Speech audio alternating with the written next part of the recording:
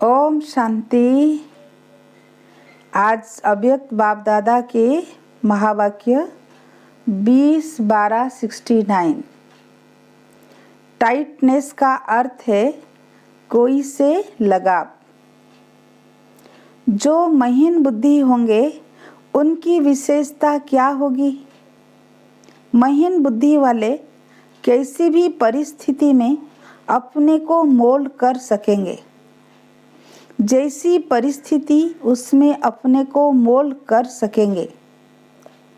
सामना करने का उसमें साहस होगा। वह कभी घबराएंगे नहीं, लेकिन उसकी गहराई में जाकर अपने को उसी रीति चलाएंगे। तो जब हल्के होंगे तब ही मोल्ड हो सकेंगे। नर्म और गर्म दोनों ही होंगे तब मोल्ड होंगे। एक की भी कमी होगी तो मोल्ड नहीं हो सकेंगे। कोई भी चीज़ को गर्म कर नरम किया जाता है, फिर मोल्ड किया जाता है। यहाँ कौन सी नरमाई और गरमाई है? नरमाई है निर्माणता, गरमाई है शक्ति रूप। निर्माणता और स्नेह रूप, जिसमें हर आत्मा प्रति स्नेह होगा,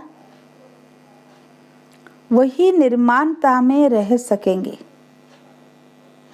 स्नेह नहीं है तो न रहम दिल बन सकेंगे, ना नम्र चित्त। इसलिए निर्माणता और फिर शक्ति रूप, अर्थात जितनी निर्माणता उतना ही फिर मालिकपना। शक्ति रूप में है मालिकपना और नम्रता में सेवा गुण। सेवा भी और मालिकपना भी। सेवाधारी भी हो और विश्व के मालिक बने का नशा भी हो। जब यह नरमाई और गरमाई दोनों रहेंगे तब हर बात में मोल्ड हो सकेंगे। हर एक को यह देखना है कि हमारी बुद्धि की तराजू गरम और नरम दोनों में एक समान रहती है। कहाँ कहाँ अति निर्माणता भी नुकसान करती है और कहाँ अति मालिकपना भी नुकसान करता है। इसलिए दोनों की समानता चाहिए। जितनी समानता होगी उतनी महानता भी। अब समझा कि किस एक बात में पास विथ ऑनर होंगे। यह फाइनल पेपर का पहले अनाउंस कर रहे हैं। हर समय निर्बंधन, सर्विस के बंधन से भी निर्बंधन। ऐलान निकले और एवर रेडी बन मैदान पर आ पहुंचा।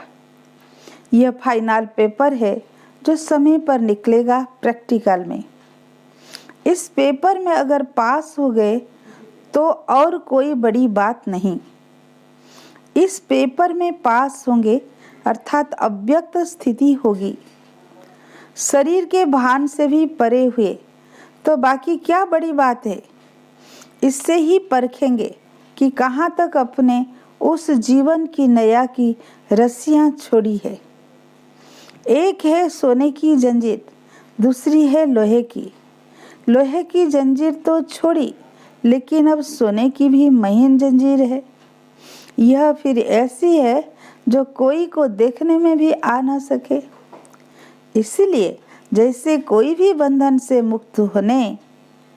मुक्त होते, वैसे ही सहज रीति शरीर के बंधन से मुक्त हो सके।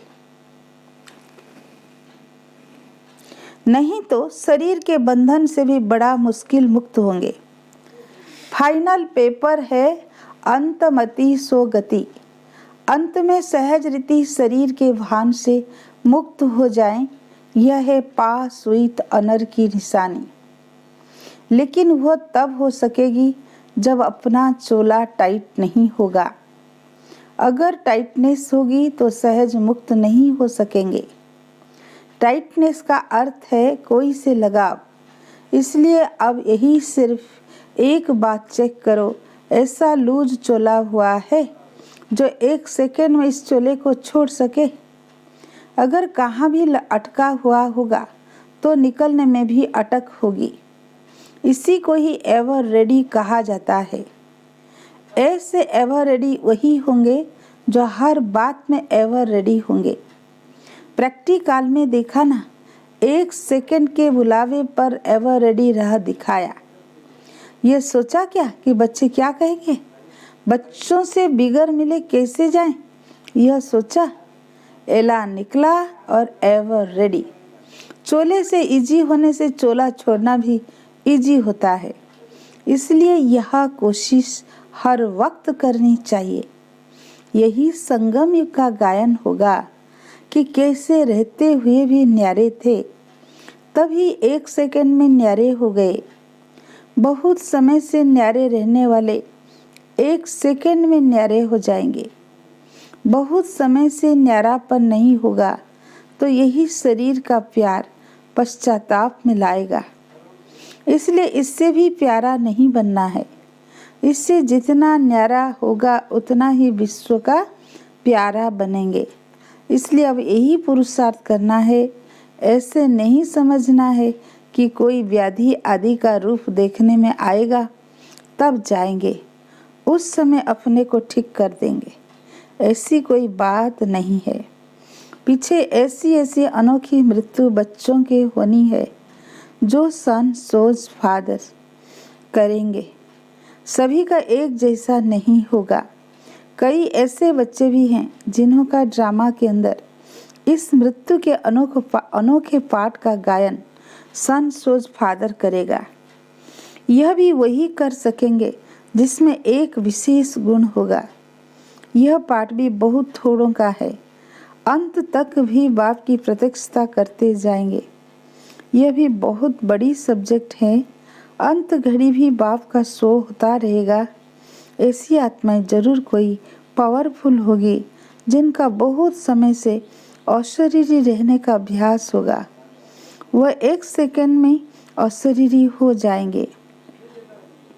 मानो अभी आप याद में बैठते हो, कैसे भी विघ्नों की अवस्था में बैठते हो, कैसी भी परिस्थितियां सामने होते हुए भी बैठते हो, लेकिन 1 सेकंड में सोचा और अशरीरी हो जाए।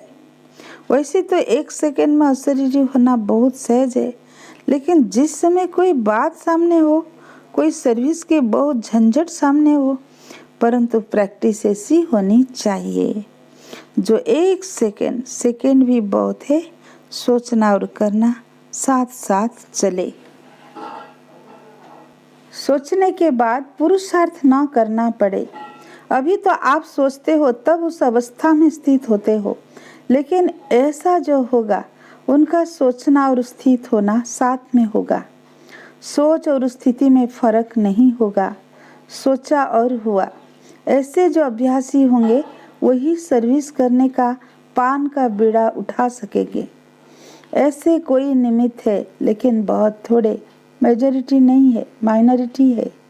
उन्हों के ऊपर यहाँ ही फूल बरसाएंगे।